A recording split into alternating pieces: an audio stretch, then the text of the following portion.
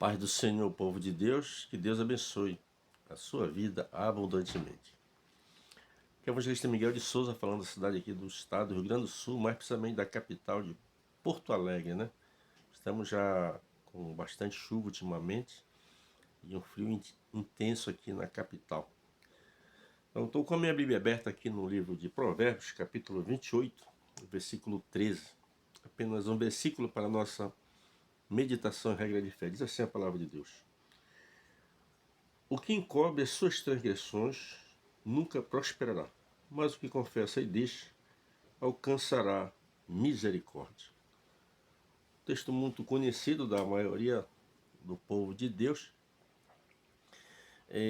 Há poucos dias eu desci do meu carro, estava vendo o trabalho, e uma pessoa, um jovem senhor de uns 40 anos, ele da igreja, me conhece há mais ou menos uns 25 anos ou mais, desde que cheguei aqui na cidade de Porto Alegre.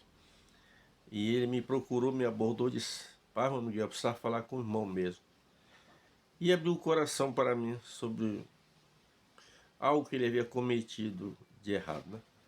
Ele disse: Irmão Miguel, eu estou procurando o irmão, porque eu sei que o irmão é homem de Deus. E sei que se o irmão tiver que fazer algo a meu favor é para me ajudar. Eu congrego no local, eu sei o local que ele congrega, né? Mas ele disse: eu não tenho coragem de chegar no meu pastor e abrir o coração para ele. E aí eu tive que orientar ele à luz da Bíblia como ele deveria proceder. Aqui o texto lá que eu li em Provérbio diz: aquele que encobre a sua transgressão nunca prosperará, mas o que confessa e deixa alcança do Senhor misericórdia. A pergunta é: a quem confessar? Uma outra pergunta: em quem confiar? Uma terceira pergunta: até quando a pessoa que você confia, que você acha que ele é seu amigo, até quando ele será seu amigo? Então são três grandes perguntas. E muitas vezes nós não queremos arcar com as consequências de um erro. Quantas pessoas que já morreram e outros vão morrer? Eu estou me referindo a pessoas que conhecem o Evangelho, que conhecem a verdade, e que muitas vezes não têm coragem de chegar em alguém para confessar a sua transgressão. Então vem a pergunta: a quem confessar? Né? E eu fiquei feliz do rapaz ter me procurado, porque certamente eu passo confiança para ele. Eu estou gravando este áudio, não envolvo o nome de ninguém.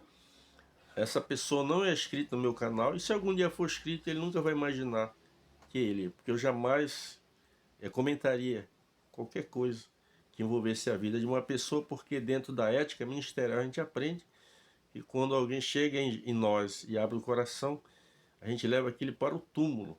Então o que eu quero chamar a sua atenção aqui, ao fazer essas colocações no início, é exatamente isso: em quem confiar. E eu fiquei feliz, mais uma vez eu digo, por ele ter confiado na minha pessoa e ter me procurado. Eu estou aqui com a Bíblia aberta também no livro de Salmo 51, que nós vamos ver o nosso irmão salmista Davi. Todos conhecem a história de Davi, o homem segundo o coração de Deus.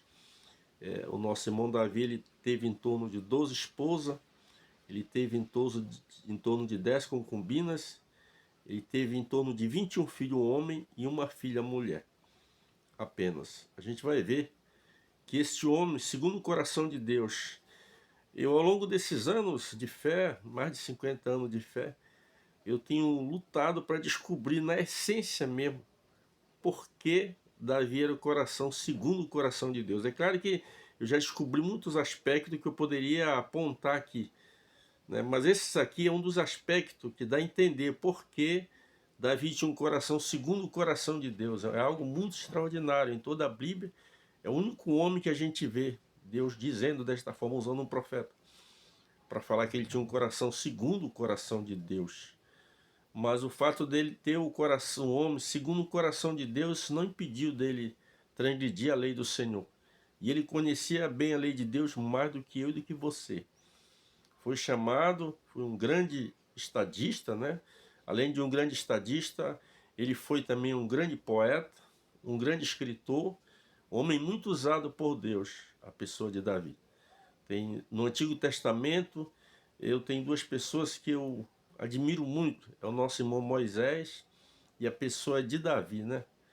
E no Novo Testamento, todos, mas o irmão Paulo é uma referência para mim assim. E eu quero me deter aqui, que ele faz aqui uma confissão do pecado. Aqui o título diz assim: Davi confessa o seu pecado, suplica o perdão e roga a Deus que lhe renove um espírito reto. Quando Natan chegou na casa de Davi, eu tenho já uma mensagem no canal sobre este encontro de Davi e Natan. E nesse encontro de Davi e Natan, o Natan usou uma espécie de uma parábola para falar com Davi, até que Davi sentiu, tomou aquela posição, sentiu a dor daquela pessoa, e agora quando ele toma a dor daquela pessoa, que ele dá sentença para aquela pessoa, para aquele homem rico, né? O profeta Natan disse: esse homem é tu.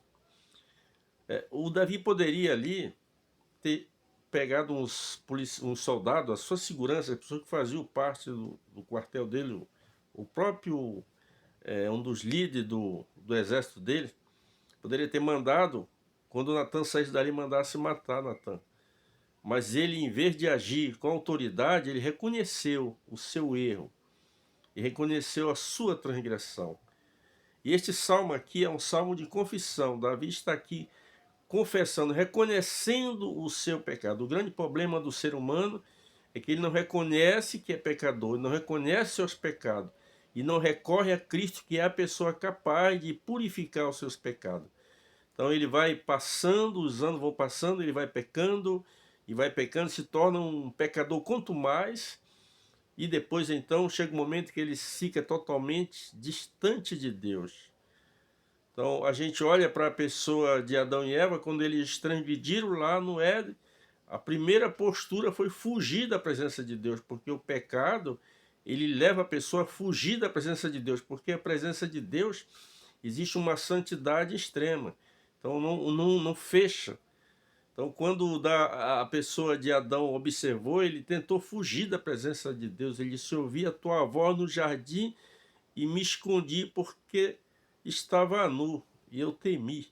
Então, ele causa um pavor. Você vê quando as pessoas roubam, esses grandes assaltos aí, a primeira coisa que as pessoas fazem é fugir, se isolar, fugir da frente da polícia, se escapar. Esse é desde o Éden, isso aqui. A pessoa tenta fugir. Ao invés de fugir, você tem que reconhecer que você errou e reconhecer que o Senhor Jesus é capaz de perdoar, de purificar qualquer pecado. Nós temos lá na primeira carta do nosso irmão João, capítulo 1, versículo 7, se confessarmos os nossos pecados, ele é fiel e justo para nos perdoar os pecados e nos purificar de toda injustiça. Então, se confessarmos o nosso pecado, é recorrer a Deus e confessar o nosso pecado.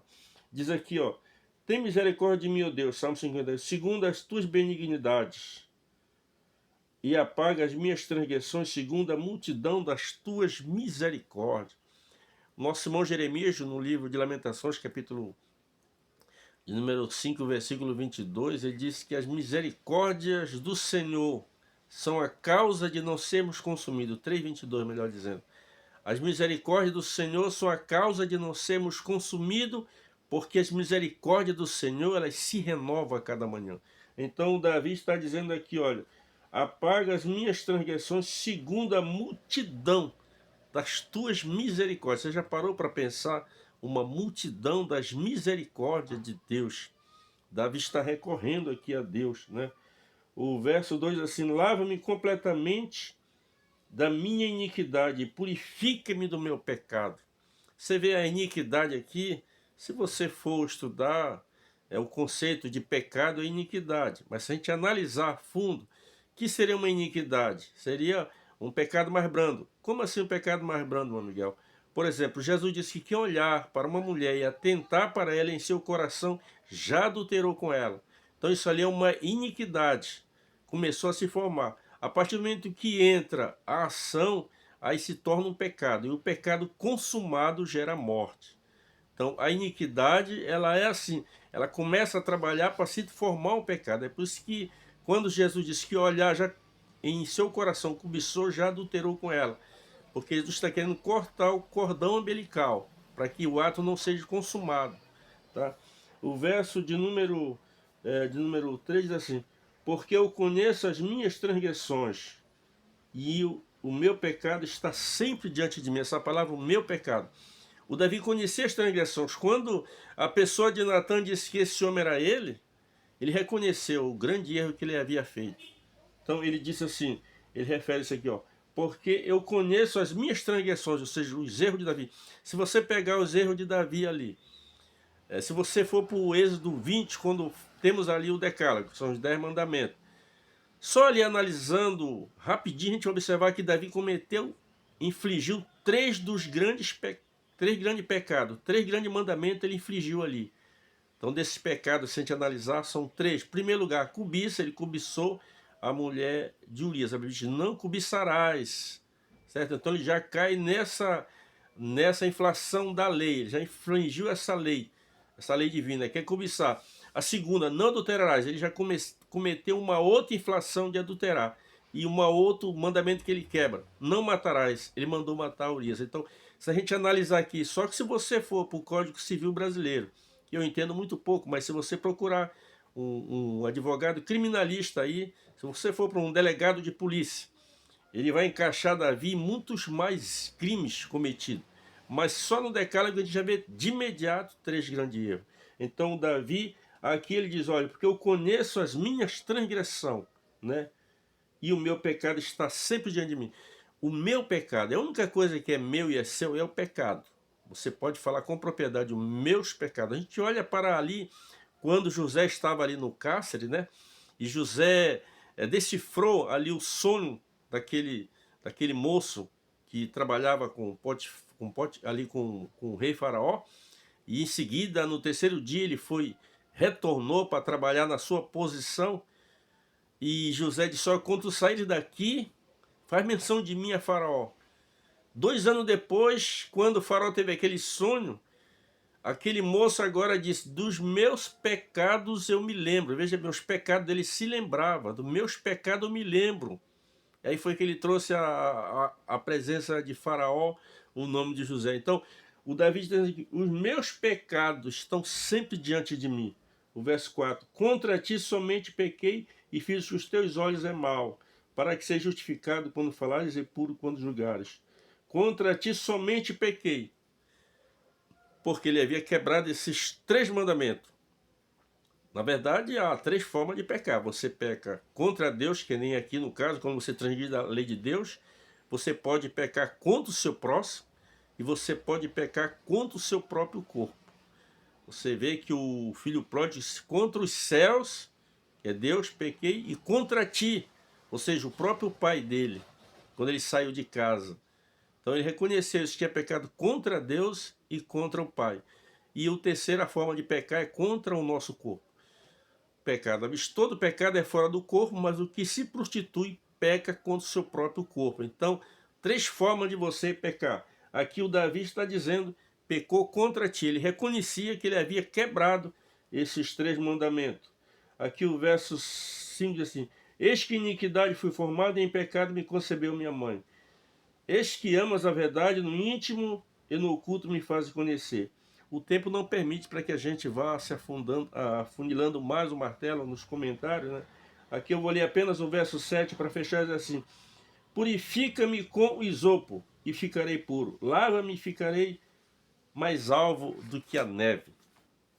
Purifica-me com o isopo.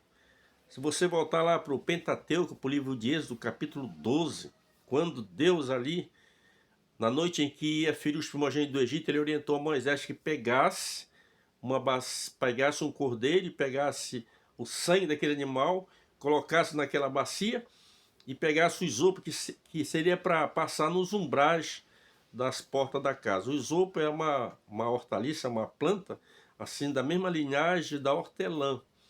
Ela tem os ramos bem duros, né? E as suas folhas, elas são flexíveis.